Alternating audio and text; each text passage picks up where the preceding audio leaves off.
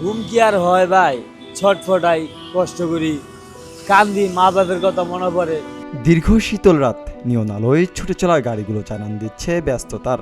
এই ব্যস্ততা শেষে যে যার মতো খুঁজে নেবেন নিরাপদ গন্তব্য। কিন্তু রাজধানী জুড়ে কিছু মানুষ আছেন যাদের হবে না সে সৌভাগ্য।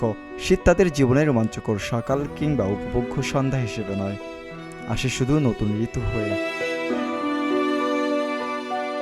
তীব্র শীতেও ছিন্নমূল এ মানুষগুলোর বিশাল অংশ পায় না গা গরম রাখার মোটা কাপড়। কুয়াশা থেকে বাঁচার মতো তাদের নেই কোনো ছাদ, খোলা আকাশই যেন তাদের ছাদ, ফুটপাতই যেন বিছানা।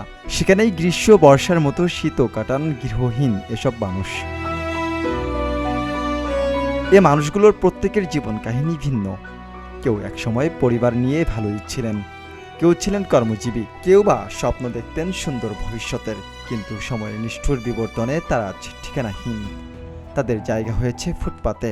মা আরেক জায়গায় বিয়া বইছে, ওই জায়গায় আরেক বেটার সন্তান হয়েছে, ওই জায়গায় আমার জায়গা দেয় না। এই তো রাস্তায় রাস্তায় থাকি, কষ্ট করি, যে জায়গায় পারি ওই জায়গায় ঘুমাই। ঘুম কি আর হয় ভাই, ছটফটাই, কষ্ট করি, কান্দি, মা বাপের কথা মনে পড়ে। কত মানুষ দেখি রাস্তা দিয়া চলে ফিরে, আঙ্গরও তো ইচ্ছা হয়। রাজধানীর সচিবালয় এলাকায় মেট্রো রেল স্টেশনে কথা হয় এমন কয়েকজনের সঙ্গে। তারা জানান কেউ বাবা মা হারিয়ে, কেউ বাবার দ্বিতীয় বিয়ের কারণে, আবার কেউ পরিবারের সুখ খুঁজতে গিয়ে বেছে নিয়েছেন কঠিন এ জীবন। মানবেতর জীবনযাপন করায় এসব ব্যক্তির অনেকে এড়িয়ে যেতে চান নিজের নাম কিংবা পরিচয়। তাদের একজন বলেন, নাম দিয়ে কি হবে ভাই, এখন তো আমরা রাস্তার মানুষ। কষ্ট হয়, শীত লাগে ভাই।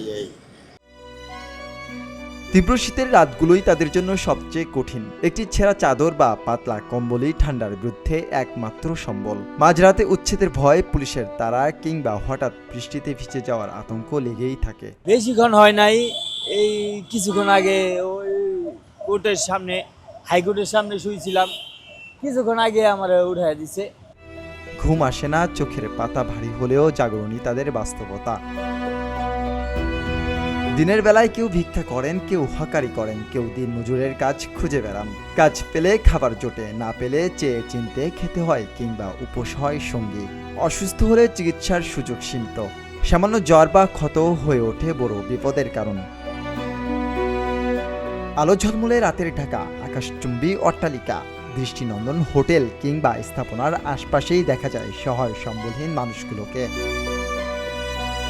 সমাজ ও রাষ্ট্রে বিদ্যমান বৈষম্যের জলজান্ত সাক্ষী তারা। প্রতি বছর শীতে তারা নতুন করে আঙুল তুলে দেখিয়ে দেয় সমাজের ভেতরকার গভীর বিভাজন।